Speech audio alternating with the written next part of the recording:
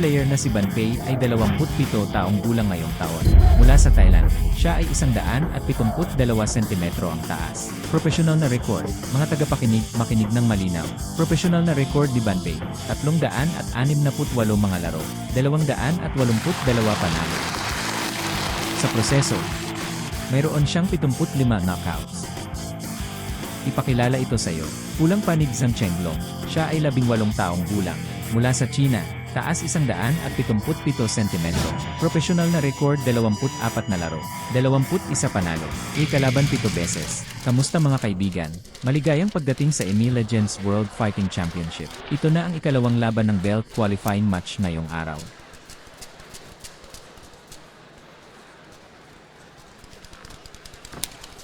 Si Ban Pei ang kampiyon ni Max Muay Thai. At minsan ay pinatalsik niya ang world star na si Bullet Gulabin sa isang round. Napakaliit ng lakas. Napakalakas. Makikita mo na mahaba rin ang mga paa. Mahaba rin ang mga bisig. Umakyat ang magkabilang panig. Nakikita mo na ganito ang lahat. Ang ritmo na ito ng purong estilo ng Thai. Umakyat ng dahan-dahan. Kabaliktaran naman si Aaron. Ang kanang kamay at kanang paa ay nasa harap. Tama na si Noynoy. Tumingin ang dalawang taong ito. Sa larong ito, ang dalawang taong ito sa likod ng mga binti at mga binti. Napakahalaga na i-play ang isang ito. Functional na epekto.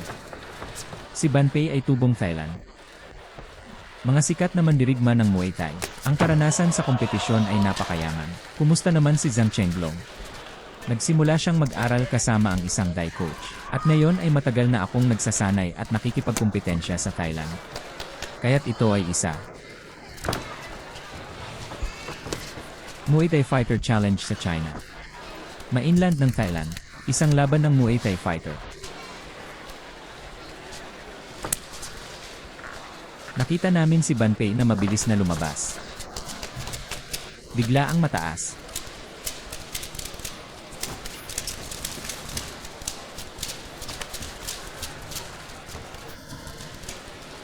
Ang dalawang ito, nag-iba ang dalawa. Maglaro ng Muay Thai, o labanan ang malayang pakikipaglaban. Matapos ang ilang sandaling pag-aalinlangan, tila magkabilang panig. Bakit hindi ito pinigilan ng referee? Alam mo, ang dalawang taong ito ay hindi kailanman magdurusa sa isa't isa. Ganitong uri ng pakikipag-ugnayan ng mga guya. Binibigyan mo ako ng sipa. Siguradong bibigyan kita ng isa pang paa. Si Zhang Chengfeng ay may isa pang kamao sa likod ng kamay at front hand swing punch. Panoorin ang ritmo ng dalawang larong ito. Ganito rin ang nangyayari sa battle frame. O mas katulad ng Muay Thai, wala ni isa man sa kanila ang nagmamadali. Maglaan ng iyong oras. Mabigat ang tuhod na ito, kahit na.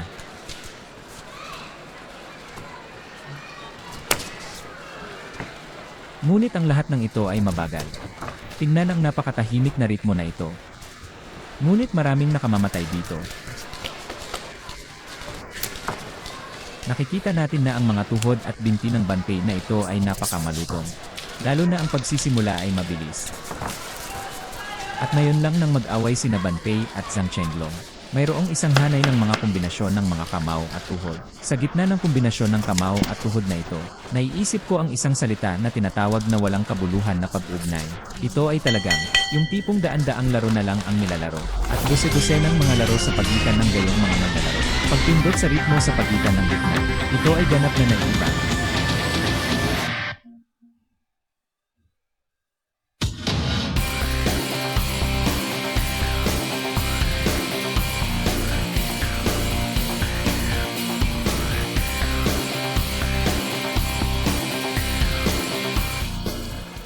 Sa mga tuntunin ng paghuhusga at pagtatago ng mga kilos, sa palagay ko may bentahe pa rin si Ban Pei. Nakikita mo ang kontra-atake na ito. Ito ay minsan Muay Thai ipinanganak na manlalaban na ito. Sinisikap kong huwag hayaan ang aking sarili na lumaban ng husto. Subukang huwag hayaang magwalis ang iyong mga binti.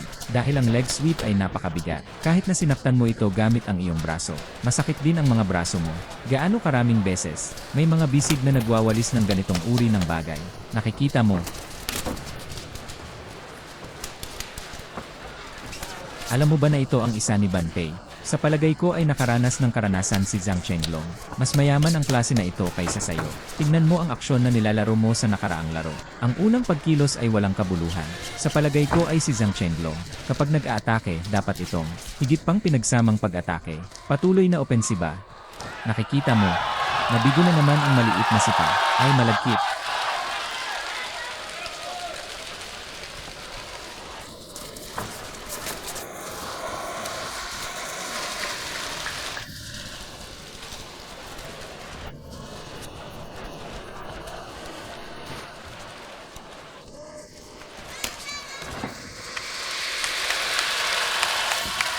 Ang pamamaraang ito ng paghuli ng binti.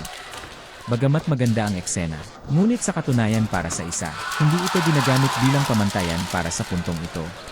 Pinabilis ni Zhang Chenglong ang bilis ng pag-atake na ito, at ang distansya ng suntok ay mas malapit din, dahil malinaw na naramdaman niya ito. Ito ay mula sa isang solong distansya ng pag-uulit. Kung ikaw ay nag-iisa sa pagsisimula, hindi mo kayang labanan ang pagsasanay sa klase na ito. Kanan, at nakikita natin, madalas nating pag-usapan ang tradisyonal na martial art na ito. Hindi pa nabubuo ang tradisyonal na martial arts ng China. Lumipas na ang lakas ng pag-isip. Ito ay isang pagkakataon para sa iyo na ipagtanggol ang isang kontra-atake. Ngunit pinanood ko lang ito. Ang klase na ito ay isang kombinasyon ng pagsasanay. Kombinasyon ng kamao-paa o kamao-tuhod. Madalas sa ito, sumuntok out. Ang suntok na ito ay ang enerhiya na ito. Hindi pa ito lumipas. Lumabas na ang susunod na hakbang. Nakaka-relax talaga ang klase na ito. Pag-unawa sa katotohanan, at ang kasanayan sa sariling mga pagkilos. Mataas ang demand. Sa palagay ko ito ay papasok sa ikalawang pag-ikot. Zhang Chenglong sa paggamit ng mga pamamaraan sa boxing. Medyo nababalisa, napakalinaw ng laban. Ipaalam sa iba pang mga partido at nais na lumaban. Sa kabilang banda, ang kabilang partido ang may kontrol. Ito ay magiging napakalinaw. Kasama na ang binti na ito. Mataas na sweep sa ulo. Sabi nga ni Coach Dong, muli kang nag-flash sa kabilang party. Malinaw na sa kabilang panig ang kanyang mga intensyon. Sa palagay ko kailangan itong ayusin. Ito ay higit pa sa isang mas malaking kombinasyon. Kaliwa at kanan, habang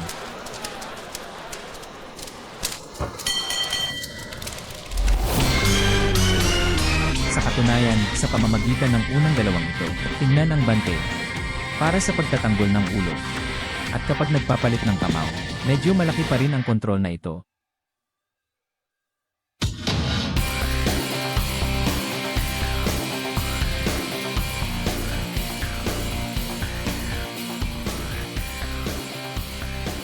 Kaya dumating si Bante. Alam mo, kahit na ang kanyang kamay ay medyo maluwag, medyo malaki ang depensa, ngunit ang kanyang kakayahang umiwas, ang kakayahang umatras, para sa isang solong pag-atake ang iyong mga suntok, o isang solong pag-atake ng pangunahing batas. Ang kakayahang umiwas at umatras ay napakalakas. Kaya si Zhang Chenglong ay, dahil hindi mo ito kinukuha sa iyong sarili, ang epekto ay nakasalalay sa unang pagkilos. Dapat itong ilagay sa likod ng 2 o 3 paggalaw. Kaya nang salakayin ni Zhang Chenglong, dapat itong maging 3 o 4 na galaw sa isang outing. Kailangan mong maglaro ng mga kombinasyon. Kanan, iikot ang mga binti sa likod. Nakikita natin na ang impormasyon ay talagang nagsasabi. May mataas na agwat sa pagitan ng 2 tao. Talagang tumingin. Kung obserbahan natin ito gamit ang hubad na mata tulad nito, halos magkapareho ang taas ng 2. Medyo matangkad pa rin si Zhang Chenglong. Nakikita mo, ang banpei na ito ay may kaunting veteranong pag-ugali pa rin. Nang siya'y nakasandal sa lubid, hindi rin ito nagmamadali. Maaari kang pumunta sa ibabaw. Pumunta ka rito, itaas ang iyong harap na binti. Laging handa na harangan ang iyong mga pag-atake. Hindi natatakot sa lahat. Huwag kang matakot na baka mahuli ka ng ibang partido sa lubid na ito. Ang napili ng mga tagahanga, Ali S. Foreman.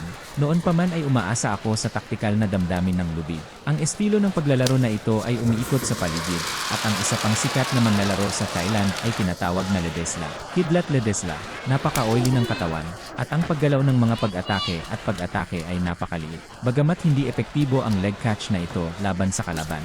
Ngunit, maaari itong makagambala sa pagpapatuloy ng kabilang partido.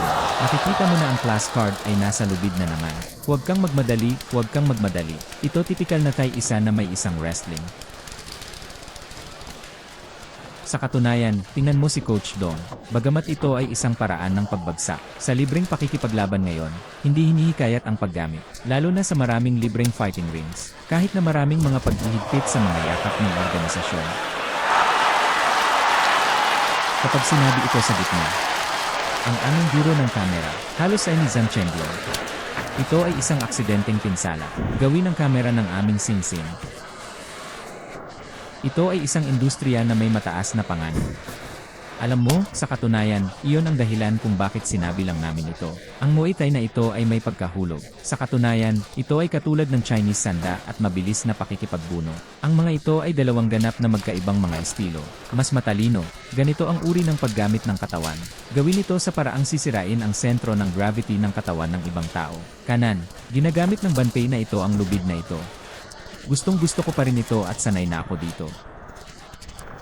Sumandal sa gilid ng lubid, pagkatapos ay ang aking depensa ay malawak na bukas. Kung papasok ka, gagamitin ko ang entanglement sa Taichen. Ilang mga pamamaraan para sa malapit na pagbalot. Kapag ibinaba mo ang iyong ulo, lalapit ka pa. Gawing walang kapangyarihan ang iyong boxing. Kanan, sa katunayan, ang larong ito. Zhang Chenglong bilang isang batang general. Sa harap ng isang sikat na manlalaro tulad ni Banpei, sa palagay ko napakahusay ni Zhang Chenglong.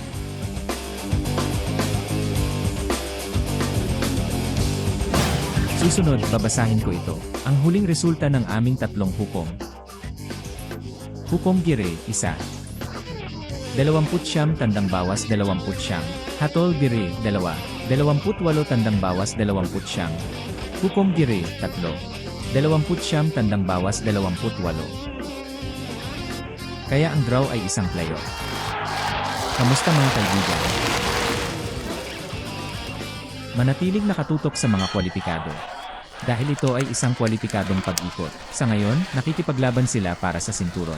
Kung maaari kang maging shortlist, dapat manalo o mawala ito. Sa makatuwid, kinakailangan ang isang karagdagang laro. Pagpasok sa ika-4 na laro, sa paghusga mula sa eksena. O si Zhang Chenglong ay nagpapanatili ng isang medyo pinipigilan na ritmo. Naghahanap ng mga oportunidad si Banpei sa pag-urong. Pagkatapos ay patuloy na gamitin ang iyong sariling mga sipa.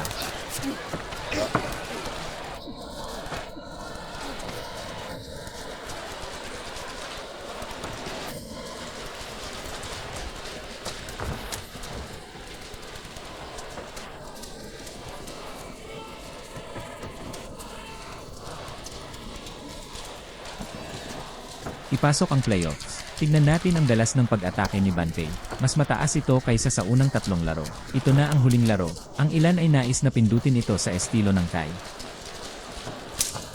Zhang. Jackie Chan, nakita mo na lumipat ka sa labas ng Banpei. Pagkatapos ay bugbugin siya hanggang sa mamatay at walisin ang kanyang mga binti. Sipain ang mababang binti ng kalaban. Ngayon sa unang tatlong laro, ang gitna o mataas na laro ni Zhang Chenglong ay natalo. Sumandal si Banpei at umiwas. Kaya nakikita mo, sa pagpasok ng ika-4 na laro, maaaring nakahanap na si Zhang Chenglong ng isa ngayon. Isang disadvantage ng Banpei. Isang pambihirang punto. Ang aking panimulang aksyon ay isang mid-sweep at isang mataas na pagwawalis. Nang sumandal si Banpei para maiwasan ang mga galaw ko, ang aking mga paa ay napupunta sa iyong mga paa. Sa kasong ito, ang kapangyarihan ng pagpindot ay medyo mas mataas. Ngunit sa oras na ito nakikita mo, sa palagay ko ang Banpei ay nag-aatake dito. Tila mas kaunti ang kanyang ginamit na diskarte at taktika sa nakaraan, o ilang rounds na katulad niya. Ito ay gagamitin ng higit pa kapag ginagamit ang lubid. Sa katunayan, hinayaan niya siyang mag-inisyatibo. Gusto kong ipadala ang aktibong pag-atake na ito para tamaan ang una. Tila ginagawa niya ito ng normal.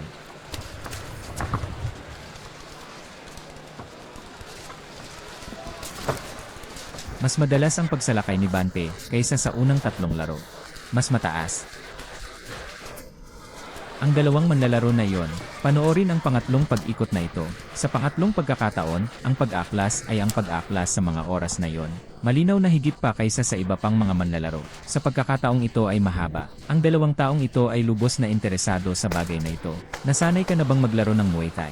Kanan, maging masanay sa panloob na circumference na ito. Ito ay isang taktikal na.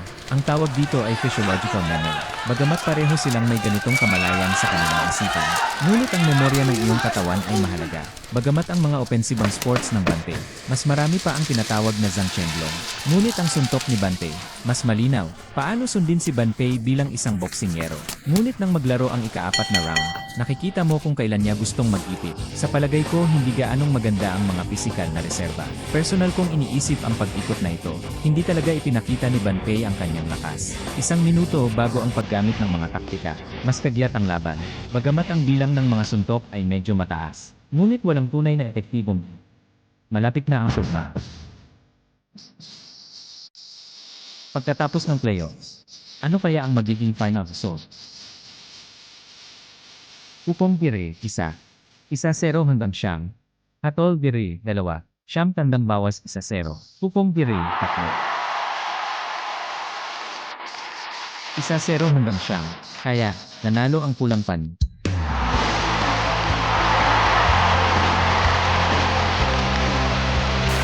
Binabati namin si Zanchenko.